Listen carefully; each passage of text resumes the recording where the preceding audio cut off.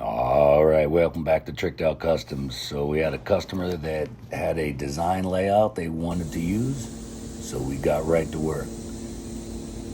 So the team sat down, confirmed the layout, the colors, went ahead and prepped the parts. There was a lot of carbon panels along with some factory panels.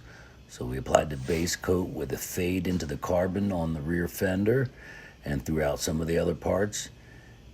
Then we also added the red, white, and blue design to the bodywork to lay everything out, get it balanced out as per the customer design.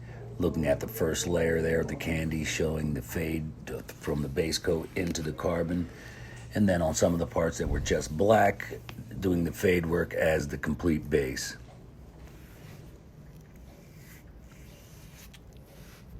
So if you have a bike you're looking for a unique design, no matter what layout it is, stop by.